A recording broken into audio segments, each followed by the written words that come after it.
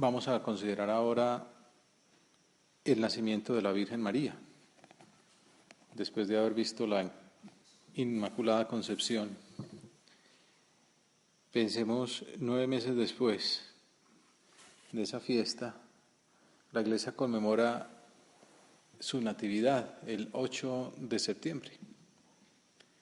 Y en la liturgia de esta fiesta, que nos sirve para mirar bajo el ejemplo de ese modelo tan estupendo que es nuestra Madre, la guía para nuestra respuesta a la vocación que el Señor nos hizo. Vemos en esa celebración que la Iglesia repite la invitación al gozo, a la alegría, como es natural en la celebración familiar del cumpleaños de la Madre. Recordemos que en la Anunciación el ángel la saludaba diciéndole así: alégrate. Contemplar la misericordia de Dios, contemplar la vocación de María, contemplar la encarnación del Verbo, tiene que ser motivo de una alegría muy grande. Saber que nosotros formamos parte de esa historia y que nuestro camino es imitar la respuesta generosa de la Virgen, es motivo de alegría. La llamada que Dios hace a seguirle de cerca no es para preocuparse, es para estar muy contentos.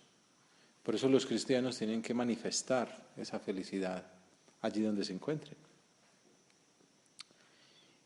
Por ti, dice la liturgia, refiriéndose a la Virgen, los hijos de la tierra comenzaron a hacerlo también del cielo, pues ambos órdenes quedaron entre sí admirablemente reconciliados. La Iglesia como que goza ante el nacimiento de la Madre de Dios y Madre nuestra, porque ella nos abrió el camino para una filiación más plena. Siendo hijos de la tierra, también pasamos a ser hijos del cielo. Ella reconcilió esos dos órdenes. Con el nacimiento de María se aproxima la plenitud de los tiempos, la llegada de ese momento esperado a lo largo de los siglos, para el cual Dios mismo había preparado a su pueblo desde Abraham, pasando por Moisés y por profetas como Miqueas, aquel profeta breve, no ha dicho muchas cosas, pero una sola que dijo lo hizo más importante que otros que escribieron quizá muchas más páginas. Y tú, Belén Efratá, pequeña entre los clanes de Judá, de ti voy a sacar al que ha de gobernar Israel. Sus orígenes son de antaño, de tiempos inmemoriales. Por eso los entregará hasta que dé a luz la que debe dar a luz. Por eso cuando los Reyes Magos llegan a preguntar ante Herodes por el nacimiento del Mesías, pregunta él a sus sacerdotes, a sus sabios, ¿dónde dice la Escritura que tenía que nacer? Y le responden, de acuerdo con Miqueas, que tenía que haber nacido en Belén, la casa del pan. Jesús nace en la casa del pan, donde ya se nos anticipa el pan de vida. En Belén, la ciudad de David, porque como hemos dicho también, Jesucristo estaba anunciado que el Mesías sería descendiente de David, lo cual se garantiza por José y también es probable que por María. Pues esta enigmática mujer de la que habla Miqueas, la que debe dar a luz, se identificará más adelante con la profetizada en Isaías 7:14. Mirad, la Virgen está encinta y da a luz un hijo, y le pondrá por nombre Emmanuel.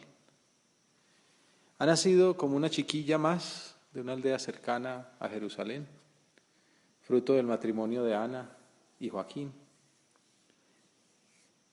de genealogía privilegiada, aunque su máximo esplendor llegaría años más tarde. Oh María, Virgen Reina, del linaje de David. El himno de lectura, si no se para a contemplar si eso no es seguro, sino que lo da por hecho. Oh María, Virgen Reina del linaje de David, más noble todavía por tu hijo que por tu estirpe. Bueno, la verdad es que al estar emparentada con José, pues entra al linaje, pero dice, no es nada ser del linaje de David comparada con ser la madre de Dios. Se entiende que San Andrés de Creta, un famoso mariólogo, citado en el mismo oficio, exulte diciendo: el nacimiento de la Madre de Dios es el exordio de todo este cúmulo de bienes, exordio que hallará su término y complemento en la unión del Verbo con la carne que le estaba destinada. Hoy, el día de la concepción de María, ha sido construido el santuario creado del Creador de todas las cosas. Y la creación, de un modo nuevo y más digno, queda dispuesta para hospedar en sí al Supremo Hacedor. Por eso decimos que es la obra maestra de la creación. Por eso es muy bueno dedicar mucho tiempo a pensar en María, poner los ojos en ella, porque es nuestro modelo. Y porque si hemos dicho que darle gracias a Dios es una manera de evitar la tibieza, de crecer en amor. Y uno le da gracias a Dios por los regalos, por la creación, por la vida, por la vocación.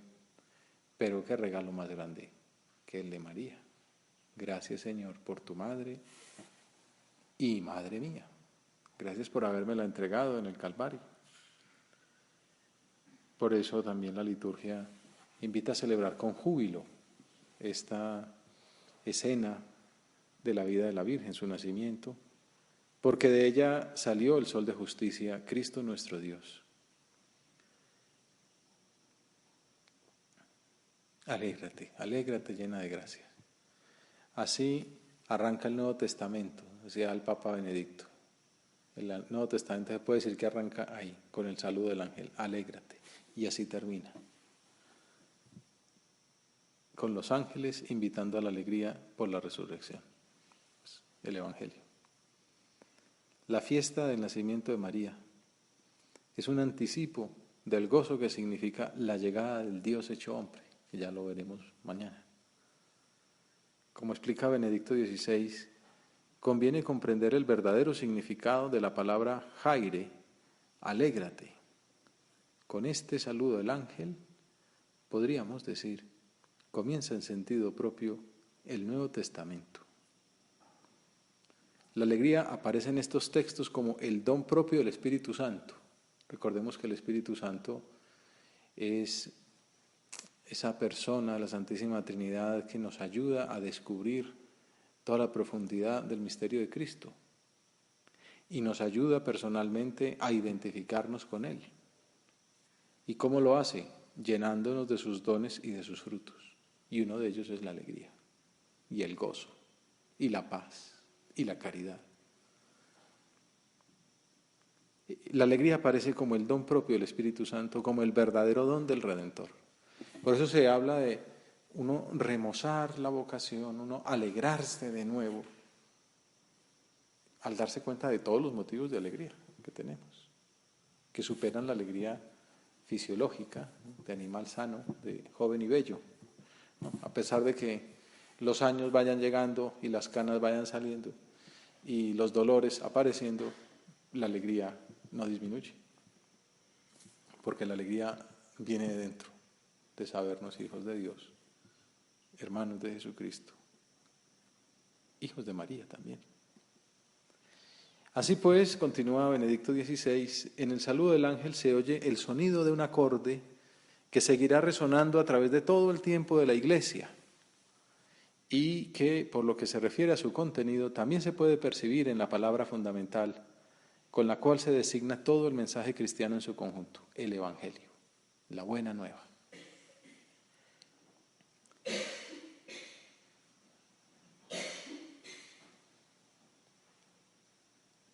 Sin embargo, cuando uno medita en la oración, la palabra de Dios, estos evangelios de la infancia, estos motivos de alegría que el Señor nos revela, hay como una especie de lunar. Hemos dicho que la Virgen es una mujer de una genealogía elevada, descendiente de David, o al menos emparentada. Por un lado, también emparentada con familia de estirpe sacerdotal. Cuando se hace la biografía de una persona importante, pues intentan los biógrafos encontrarle abolengos, ¿no? Su abuelo fue el conde de X parte y por línea materna el bisabuelo había sido un duque de si sé qué. Los que no tenemos todas esas sangres azules, nos podemos alegrar contemplando la genealogía de la Virgen. Porque uno se pone a leer en el Evangelio y descubre que es un poco escandalosa la genealogía de Jesús y por tanto de María. Porque en su historia aparecen pecadores de mucha categoría. Y uno supondría que el Señor, para su encarnación, pues al menos como que podría haberlo hecho. Él es omnipotente. Reservara una línea de alguna manera inmaculada, o al menos de grandes héroes y profetas y heroínas y santos y santas que dieran pues como un ADN más limpiecito. No, ya sabemos, a la Virgen la crea inmaculada.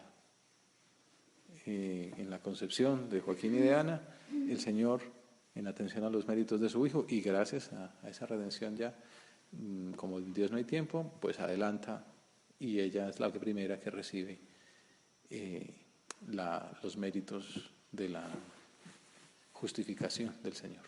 Y entonces concebida sin pecado original. Pero de ahí para atrás encontramos de todo. San José María comenta: en la genealogía de Jesucristo encontramos hombres y mujeres antepasados de José y de María que a veces no fueron un modelo. Con esa lección, seguro que la Madre de Dios quiere que consideremos que ella, siendo toda limpia, inmaculada, nos acepta con nuestras manchas. Bonita consideración. Porque el miedo de no ver una pureza tan pulcra es pensar, yo no soy digno de acercarme a tal limpieza. La Virgen nos acepta con nuestras manchas.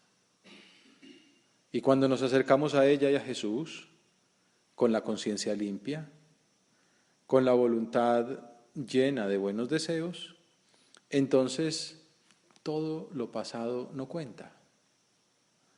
Aquí se manifiesta una vez más la misericordia de Dios. No podemos andar, también decía San José María, como con una cola de pecados, ¿no?, ahí a la espalda, como en alguna película muestran pues a un pecador antes que llevaban penitencias públicas, ¿no?, con un gran fardo a manera de penitencia, ¿no?, como para que todo el mundo se diera que estaba purgando un pecado muy grave. No, Dios nos ha perdonado. La Virgen no deja de mirarnos de modo benévolo a pesar de nuestras manchas, si tenemos la conciencia limpia, si hemos pasado por el tribunal de la misericordia, por el sacramento de la reconciliación. Cuando nos acercamos a ella y a Jesús con la conciencia limpia, con la voluntad llena de buenos deseos, entonces todo lo pasado no cuenta, nunca pasa nada. Es muy bonito esto para la vida espiritual. No hay que andar dándole vueltas a las miserias de la vida pasada. Y es que yo, cuando era pequeño, le corté la cola a un perro.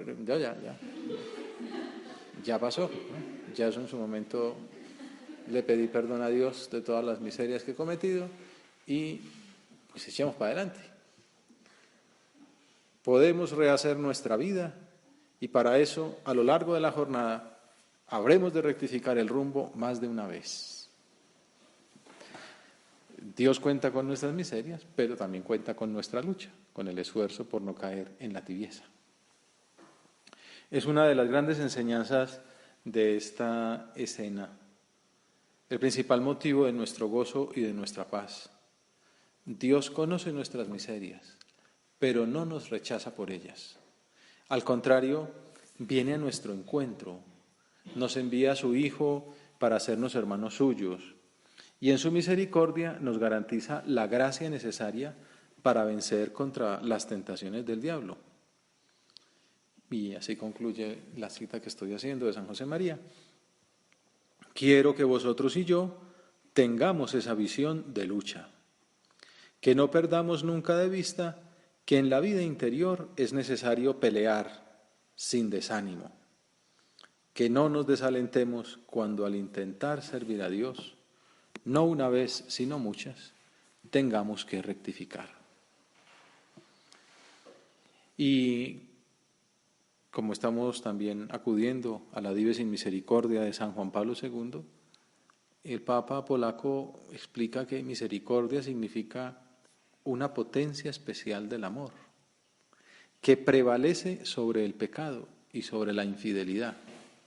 A veces esos temores, esas angustias, esas desesperaciones sobre la capacidad que Dios tiene de perdonar nuestras faltas, pueden proceder de la soberbia, de creer que somos tan especiales que nuestros pecados nunca nadie los ha cometido y entonces Dios tampoco los puede perdonar.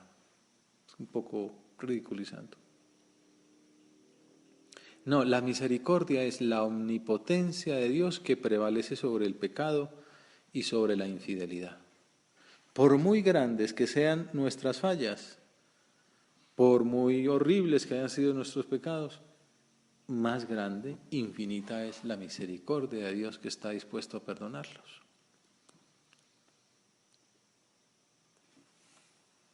La misericordia pertenece a Dios y también al pueblo que la disfruta, dice el Papa. Es el contenido de su intimidad. Esto es muy profundo. ¿Quieres conocer a Dios por dentro? Esa profundidad. Lo pasó los grandes santos, como Santa Catalina de Siena, uno se mete a leer ese diálogo y se ve que caló muy a fondo en la intimidad de Dios, una mujer muy santa y entonces lo pudo conocer bastante. Bueno, dice Juan Pablo II que también conocía bastante de la intimidad divina. La misericordia es el contenido de su intimidad. O sea, como palpar esa misericordia, acogerla, disfrutarla, dejarse perdonar por Dios, es caer en la cuenta de quién es Dios verdaderamente y experimentarlo, vivirlo, porque Dios no es para admirar, no es como quien estudia la metafísica de Aristóteles, no, es una persona viva que me ama, es mi padre, mi hermano, mi amigo, mi amor, mi todo. Y así como el amor condiciona y supera la justicia, así se manifiesta el amor a través de la misericordia. Te damos gracias, Señor, porque te has desbordado en tu amor hacia nosotros, queriendo que nos llamáramos hijos tuyos. Conociendo nuestras malas inclinaciones, viniste a nuestro encuentro para liberarnos, para redimirnos. Como recordamos también en una oración de la misa del nacimiento de María, Jesús, que con su nacimiento no menoscabó su integridad, sino que la santificó, nos libre del peso de nuestros pecados. La paz que se le pide al Señor es la verdadera paz, la paz de la conciencia, de sabernos reconciliados con Dios. Por eso la Iglesia siempre insiste, la paz no es el silencio de las armas, aunque efectivamente es muy importante. La paz es la apertura del hombre a acoger a Dios en su corazón, pedirle perdón por sus pecados, empezar una nueva vida. También la víctima tiene que perdonar y darle ocasión a la otra persona que se ha equivocado de volver a empezar. Tenemos que aprender de Dios. Por eso es el lema, ser misericordiosos como el Padre. Tenemos que aprender a perdonar a los demás como el Señor nos perdona a nosotros. La paz es fruto del esfuerzo por reconciliarnos con Dios. Dejarle que nos libere de nuestros pecados, que nos justifique, que nos perdone. Y de esa manera tendremos la conciencia limpia, la voluntad llena de buenos deseos y todo lo pasado no continuará. Lucharemos sin desánimo. No nos desalentaremos cuando al intentar servir a Dios, no una vez sino muchas, tengamos que rectificar. No impecables. La paz viene de saber que no somos impecables, que caemos varias veces al día, pero somos perdonados una y otra vez. Cada vez que levantamos nuestro corazón al Señor y le decimos, Dios mío, perdóname por mis faltas leves, porque quiero rechazar el pecado venial, que es una de las maneras de no caer en tibieza. Y cada vez que pedimos perdón en la confesión, también de los pecados leves o de las faltas graves si hiciera falta, somos perdonados, reconciliados, misericordiados.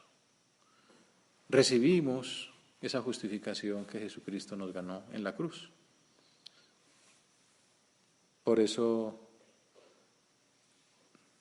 la antífona de comunión recuerda a Mateo: la Virgen dará a luz un hijo que salvará al pueblo de sus pecados.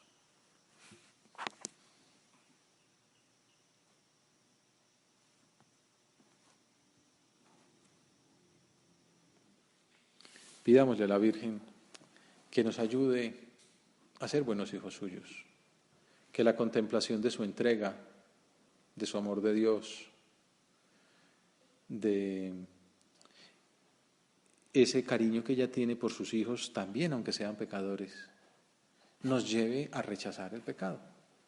San Pedro cometió un pecado muy grande, que fue entregar a Jesús, traicionarlo, negarlo 3 veces. Y sin embargo acudió a María, confesó su pecado, lloró amargamente su traición y encontró en la iglesia, en esa comunidad inicial de María, los apóstoles, la fuerza para levantarse de nuevo y volver a ser el apóstol de antes, más grande todavía porque había crecido con la humildad. Al reconocerle a Jesucristo: Señor, tú lo sabes todo, tú sabes que te amo. Pues nosotros también hemos fallado muchas veces y fallamos varias veces al día. Que la Virgen le presente a su Hijo nuestro deseo de conversión, de cambio, de acudir a la misericordia del Padre. Y nos dé la fortaleza para ir al sacramento de la confesión todas las veces que haga falta, para llevar las personas que conocemos a que se limpien esas manchas en el sacramento y así puedan volar y ver más fácilmente la voluntad de Dios para ellas. Santa María, Madre de Dios, ruega por nosotros pecadores,